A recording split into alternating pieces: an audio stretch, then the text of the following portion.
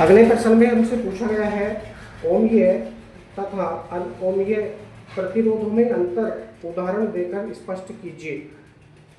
अब देखिए, अभी हमने पिछली वीडियो में डिस्कस किया था ओमीय परिपथों के बारे में और अनओमीय परिपथों के बारे में। तो ओमीय परिपथ होते कौन कौन से हैं? ऐसे सभी परिपथ जिसमें ओम के नियम का पूरी तरह से पालन होता है उनको ओमीय परिपथ कहते हैं, तथा ऐसे सभी परिपथ जिनमें ओम के नियम का पूरी तरह से पालन नहीं होता है उनको अनओमीय परिपथ कहते हैं। ओमीय परिपथ में जो प्रतिरोध हमको प्राप्त होता है उसको ओमीय प्रतिरोध कहते हैं, और अनओमीय प्रतिरोधों में हमको जो भी प्रतिरोध प्राप्त होता है उसको अनओमीय प्रतिरोध कहते हैं। यहाँ पर उदाहरण देकर हमसे पूछा गया है, यदि किसी चालक का ताप तथा अन्य भौतिक अवस्थाएं न बदलें तो प्रतिरोध नियत रहे, चाहे चालक के सिरों के बीच कितना भी विभवांतर हो, तब उसे ओमीय प्रतिरोध कहते हैं। जैसे तांबे का तार हो गया, पारा हो गया, लोहा, टिन, एल्यूमिनियम अथवा इस प्रकार के बहुत सारे तार जो शुद्ध धातु से बने हैं। यदि प्रतिरोध आरोपित विभवांतर के बदलने पर बदल जाए तब उसे अनओमीय प्रतिरोध कहते हैं। जैसे डायोड बल्ब हो गया, थर्मिस्टर हो गया, इस प्रकार के संधि डायोड होते हैं उसमें, ठीक है। तो प्रतिरोध ताप के बदलने से बदल जाता है, विभवांतर के बदलने से बदल जाता है, ठीक है। अनओमीय प्रतिरोध किसे कहते हैं, इसका एक उदाहरण दीजिए। तो अनओमीय प्रतिरोध, यदि प्रतिरोध आरोपित विभवांतर के बदलने पर बदल जाए, यदि प्रतिरोध किसी भी पदार्थ का या किसी भी परिपथ का ले लीजिए आप, यदि किसी परिपथ का प्रतिरोध आरोपित विभवांतर के बदलने से बदल जाए तो उसे अनओमीय प्रतिरोध कहते हैं। जैसे डायोड वाल्व तथा थर्मिस्टर। नेक्स्ट है आपका गत्यात्मक प्रतिरोध। अब देखिए, गत्यात्मक प्रतिरोध को समझने का प्रयास करते हैं। इससे अनओमीय प्रतिरोधों में देखा गया है गत्यात्मक प्रतिरोध को अनओमीय परिपथों के अंतर्गत। ये मान लीजिए एक्स अक्ष है आपका और ये मान लीजिए वाई अक्ष है। एक्स अक्ष पर वोल्टेज हम बढ़ाते हैं, वाई अक्ष पर हम धारा बढ़ाते हैं। मान लीजिए इसका मूल बिंदु हो गया ओम के नियम के अनुसार यदि हम इस ग्राफ को देखते हैं तो हमको एक सीधी सरल रेखा प्राप्त होती है, परंतु वहीं पर यदि ऐसे परिपथ हमको देखे गए हैं जिसमें कि विभवांतर के बढ़ने से उनका प्रतिरोध नियत नहीं रहता, बल्कि एक सीधी सरल रेखा के स्थान पर एक गति करती हुई रेखा प्राप्त होती है कुछ इस तरह से, है ना। तिरछी रेखा हमको ये प्राप्त होती है। पहले तो कुछ इस हद तक, कुछ टाइम तक ये सीधी चलेगी, उसके पश्चात जैसे ही हम विभवांतर को बढ़ाएंगे तो विभवांतर के बढ़ने से उसका प्रतिरोध अचानक से बढ़ जाता है। इसे अनओमीय परिपथ कहते हैं। क्या कहते हैं? अनओमीय परिपथ। अब यहाँ पर हम विचार करते हैं इस रेखा पर, ये क्या है? आर है। आर इक्वल टू क्या है? V upon I. R equal to V upon I है। ये अनओमीय परिपथ है। कौन सा परिपथ है? अनओमीय, यानी इसमें ओम के नियम का पूरी तरह से पालन नहीं हो रहा, अनओमीय परिपथ। यहां से हम गत्यात्मक प्रतिरोध की परिभाषा बताने का प्रयास करेंगे। अब ये जो ग्राफ हमने खींचा है, इस ग्राफ पर हम विचार करते हैं। किसी भी कहीं पे भी दो बिंदु हम ले लेंगे, चाहे तो आप दो बिंदु यहाँ ले लीजिए, यहाँ ले लीजिए, या फिर इस रेखा को बहुत खंडों में डिवाइड कर सकते हैं, बहुत सारे खंडों में डिवाइड कर सकते हैं। तो मान लीजिए पहला खंड हो गया, ये क्या हो गया? इसका पहला खंड हो गया। इसको नाम दे दीजिए बिंदु ए, इसको नाम दे दीजिए बिंदु बी, बिंदु बी। अब बिंदु बी से एक लंब खींचेंगे नीचे की तरफ को, बिंदु बी से एक लंब हम नीचे की तरफ को खींचेंगे। तो जैसे ही हम एक लंब नीचे की तरफ को खींचते हैं तो ये लंब इस एक्स अक्ष को कहीं ना कहीं काटता है, कहीं ना कहीं काटता है। ठीक उसी प्रकार से बिंदु ए से होते हुए भी ओ एक्स रेखा के समांतर एक रेखा खींचते हैं, ओ एक्स रेखा के समांतर एक रेखा खींचते हैं। तो ये दोनों रेखा एक दूसरे को कहीं ना कहीं काटेंगी। मान लीजिए बिंदु सी हमको ये प्राप्त हो जाता है। क्या प्राप्त हो जाता है? बिंदु सी हमको प्राप्त हो जाता है। अब इसको नाम दे देंगे, क्या क्या नाम परिवर्तित हो रहा है? O V. ओ वी के सापेक्ष या ओ वी के समांतर हमने रेखा ऐसी खींची है, यानी इस रेखा पर क्या बढ़ रहा है? वोल्टेज बढ़ रहा है। और सी बीज रेखा है, इस रेखा पर क्या बढ़ रही है? वैद्युत धारा बढ़ रही है। क्या बढ़ रही है? वैद्युत धारा। तो इसको हम आई कह सकते हैं। गत्यात्मक प्रतिरोध की परिभाषा क्या हो जाएगी? उसका सूत्र हम यहाँ से बता सकते हैं। गत्यात्मक प्रतिरोध,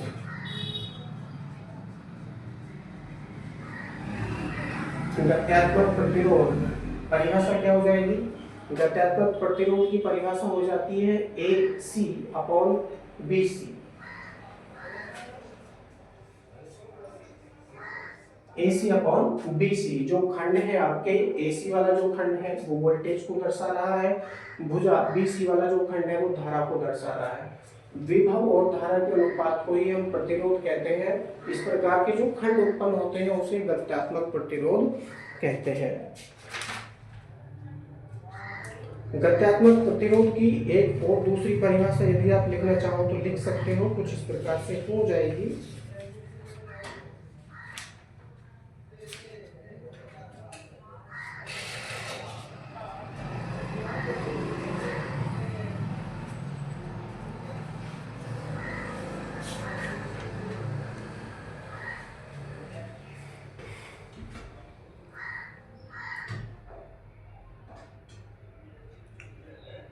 यदि अनओमीय परिपथ के किसी खंड के वैद्युत विभवांतर में किए गए छोटे से परिवर्तन डेल्टा V से वैद्युत धारा में होने वाला परिवर्तन डेल्टा I हो तो अनुपात delta V upon delta I को उस परिपथ खंड का गत्यात्मक प्रतिरोध कहते हैं।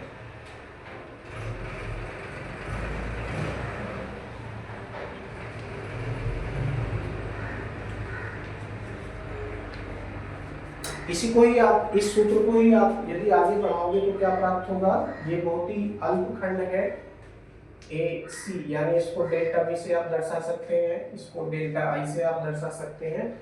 अल्प परिवर्तन होता है तो यदि डेल्टा नहीं लिखना चाह रहे हो तो आप इसको D से भी दर्शा सकते हैं, यानी DI हो जाएगा और DV हो जाएगा। ये भी विभव और धारा के परिवर्तन को दर्शाते हैं। परिभाषा के अकॉर्डिंग क्या हो जाएगा? AC upon BC equal to क्या बनेगा यहाँ से? Delta V upon delta I, delta V upon delta. ये केवल किसमें होता है? अनओमीय परिपथों के अंतर्गत। ठीक है,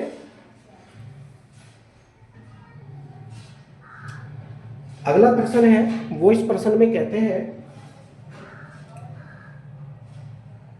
एक चालक में विभिन्न विभवांतरों पर वैद्युत धारा के मान मापे जाते हैं। ठीक है, अलग अलग वोल्टेज पर धाराओं के मान मापे जाते हैं।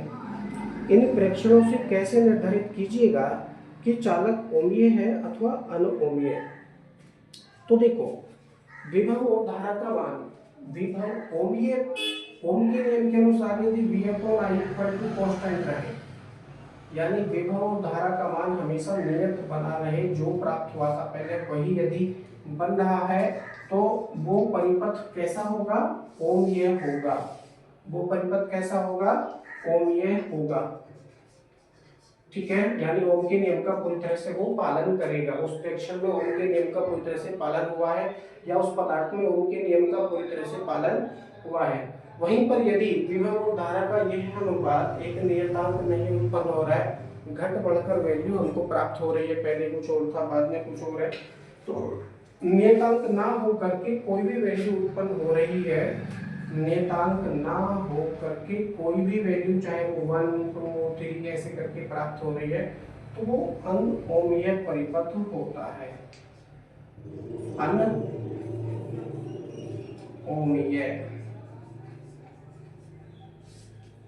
ठीक है, दोनों में केवल यही अंतर होता है।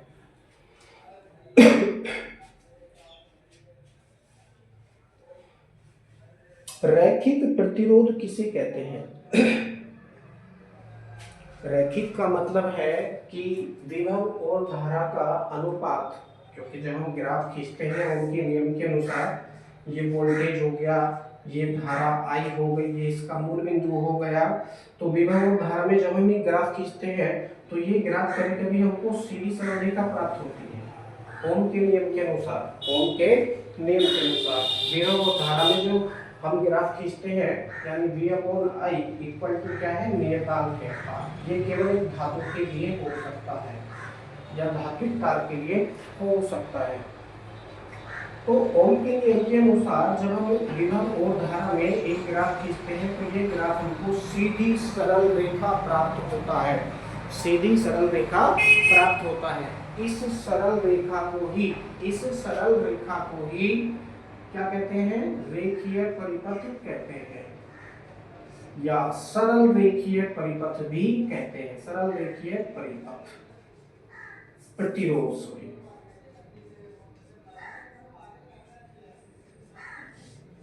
ठीक है, परिभाषा कुछ इस तरह से हो जाएगी इसकी।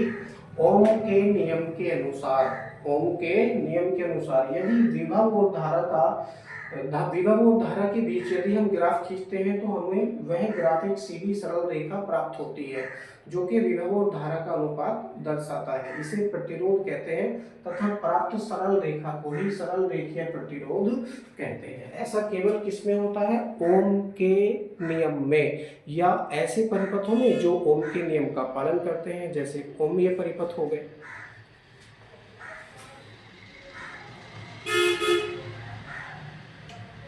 अगला प्रश्न है, वो इस प्रश्न में कहते हैं निम्नलिखित में से कौन कौन ओमीय प्रतिरोध के उदाहरण है। ओमीय प्रतिरोध, अब यहाँ पर नाम दे दिया उन्होंने कंफ्यूज करने के लिए, आपको पता नहीं है ओमीय प्रतिरोध क्या होते हैं, अनोमीय प्रतिरोध क्या होते हैं। तो भैया ओम के नियम में जो प्रतिरोध हमको प्राप्त होता है सरल रेखीय परिपथ, मैंने अभी इसको बताया था।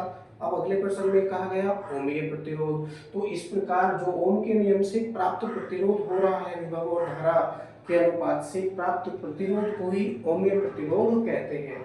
केवल धातुओं के लिए ऐसा हो सकता है या फिर ऐसे परिपथों में हो सकता है जिसमें ओम का नियम पूरी तरह से सत्य साबित होता है या ओम के नियम का पूरी तरह से पालन होता है। तो आगे दे रखा है उन्होंने तांबे का तार, कार्बन प्रतिरोध, डायोड, टंगस्टन तार। ठीक है, तो किसमें होगा ओमीय प्रतिरोध के उदाहरण, केवल शुद्ध धातु में ऐसा हो सकता है, शुद्ध धातुओं में।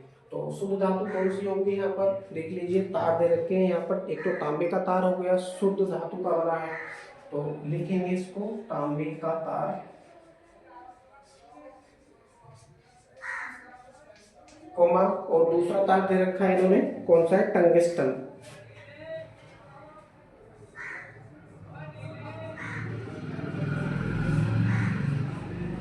टंगस्टन का तार, इन तारों में जब हम ओम का नियम प्रेक्षण करते हैं तो हमको परिपथ में जो प्रतिरोध होता है वो एक सीधी सरल रेखा प्राप्त होता है। अगला प्रश्न है ओमीय तथा अनओमीय प्रतिरोधों के दो उदाहरण दीजिए। ओमीय तथा अनओमीय प्रतिरोधों के दो उदाहरण। तो भैया दो नहीं, हम तो 10-20 कितने भी उदाहरण दे सकते हैं। बहुत सारे उदाहरण ऐसे हैं जो ओम के नियम का पालन जिनमें होता है और बहुत सारे ऐसे उदाहरण हैं जिसमें ओम के नियम का पालन नहीं होता। तो अधातुएं होती है, कुछ डायोड होते हैं, उनमें ओम के नियम का पूरी तरह से पालन नहीं होता है। ठीक है, और सभी धातुओं में, लगभग सभी धातुओं में ओम के नियम का पालन होता है। तो लिखेंगे ओम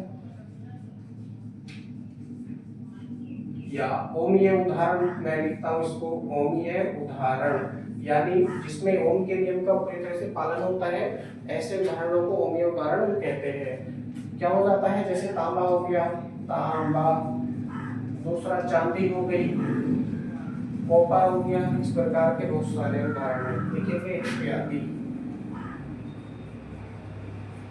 इत्यादि। ठीक है, अब अनोमीय में लेते हैं, अनओमीय।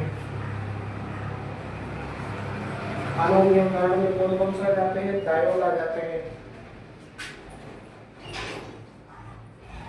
डायोड आ गए, वाल्व आ गए, जो कि अधातुओं के बने होते हैं, अधातु।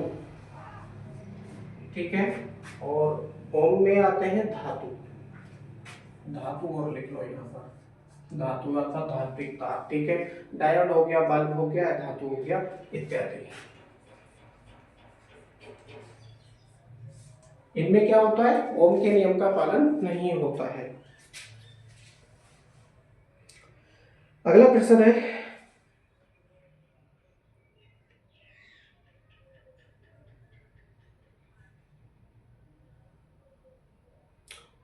क्या सूत्र V equal to I R अनओमीय प्रतिरोध के लिए भी सत्य है।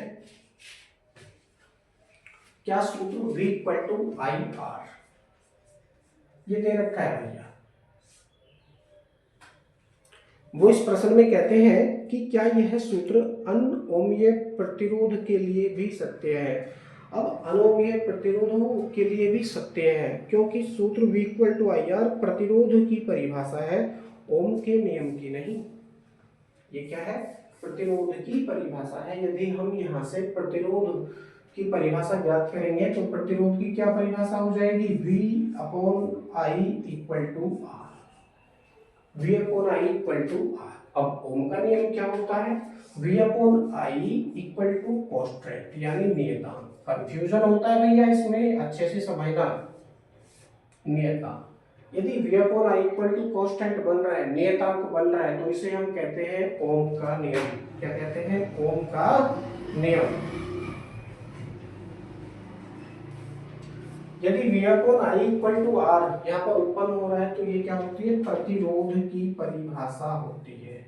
ये क्या है? प्रतिरोध का सूत्र है। प्रतिरोध का सूत्र कह लो या परिभाषा कह लो, बातें परिभाषा, ठीक है। तो V upon I equal to क्या है? आर उत्पन्न होता है। अब आप कहेंगे कि सर आपने V upon I equal to नियतांक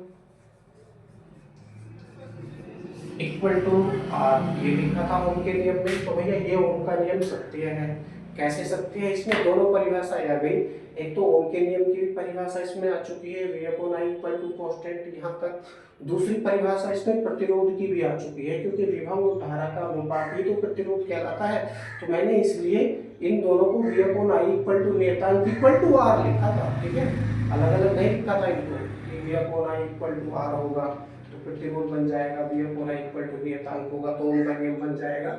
दोनों ही सत्य हैं, ठीक है। जहां पर V upon I equal to R प्रतीत होता है वो प्रतिरोध की परिभाषा होती है। जहां पर V upon I equal to constant equal to R, चाहे आर हो या ना हो, ये अपनी इच्छा से हमने लगाया है।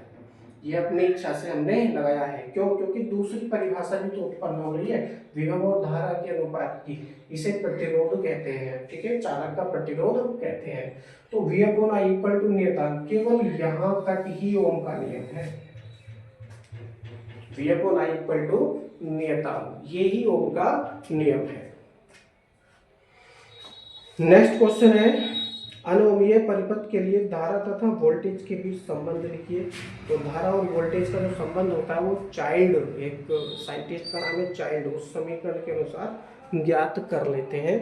उसका सूत्र होता है आई इक्वल टू के वी की पावर 3/2। आई इक्वल टू के वी की पावर 3/2। ये क्या होता है? चाइल्ड समीकरण होता है। क्या? चाइल्ड समीकरण।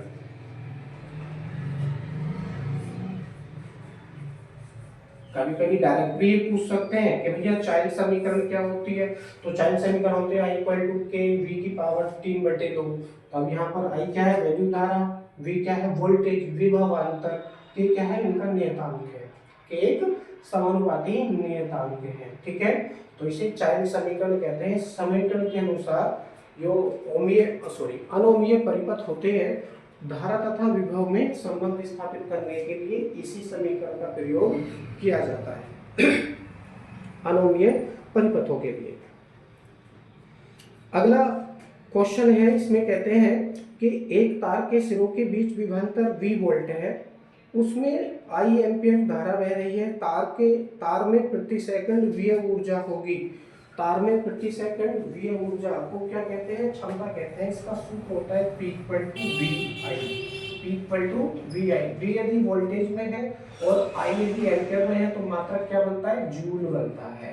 तो इसका सूत्र क्या हो जाता है? P equal to V I joule हो जाएगा।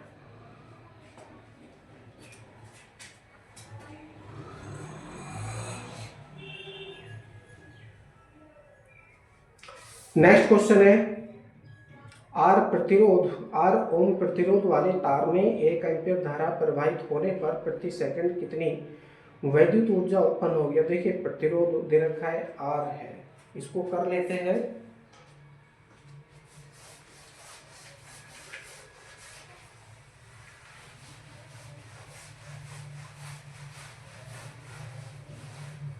अब देखिए प्रतिरोध 1 2 3 नहीं दे रखा है, उन्होंने आर दे रखा है। प्रतिरोध क्या दे रखा है? आर ओम दे रखा है। और धारा कितने इसमें प्रवाहित हो रही है? 1 एम्पियर। धारा हो रही है 1 एम्पियर। पूछते हैं द्वितीय ऊर्जा। द्वितीय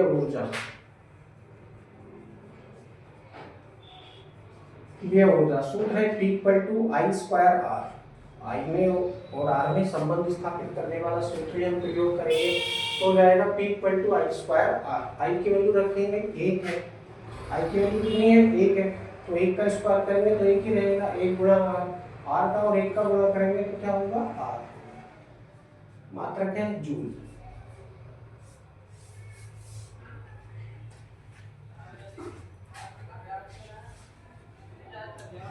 नेक्स्ट है घरेलू उपयोग के संदर्भ में 1 जूल यूनिट या 1 यूनिट ऊर्जा का क्या अर्थ है।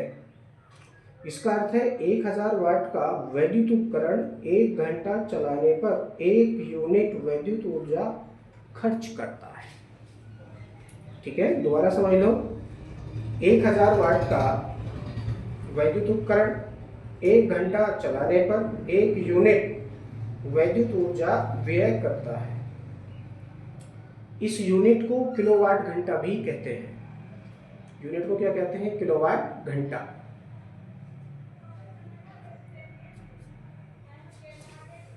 अगला प्रश्न है किलोवाट घंटा किसका मात्रक है? 1 किलोवाट घंटा कितनी जूल ऊर्जा के तुल्य है? तो किलोवाट घंटा ऊर्जा का मात्रक है। किलोवाट घंटा वैद्युत ऊर्जा का मात्रक है।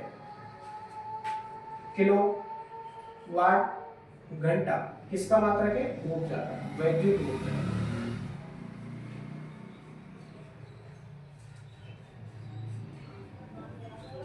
वैद्युत ऊर्जा का वो पूछते हैं 1 किलोवाट में कितनी जूल ऊर्जा होती है, तो लिखेंगे 1 किलोवाट घंटा इक्वल टू 1 इंटू, अब किलो को किसमें बनाएंगे हम? चलो किलो को ग्राम में बना लीजिए, तो 1000 गुणा वाट 1 है गुणा घंटा। घंटे को क्या बनाएंगे हम? सेकंड बनाएंगे, क्योंकि एमके सीरीज में इसको ले जा रहे हैं। तो क्या बन जाएगा 60। इसमें क्या हो गए? मिनट हो गए। मिनट में 60 क्या हो गए? ये घंटे हो गए। करेंगे तो क्या प्राप्त होगा? 6 × 36 3600 हो गया गुणा 1000, यानी 1 2 3 0। अब देखो हटाओ 1 2 3 4 5 6, यानी हो जाएगा 3.6 गुणा 10 की पावर 6 जूल के बराबर। 1 किलोवाट घंटा किसके बराबर है? 1 किलोवाट घंटा किसके बराबर है? 3.6 गुणा 10 की पावर 6 जूल ऊर्जा के बराबर है।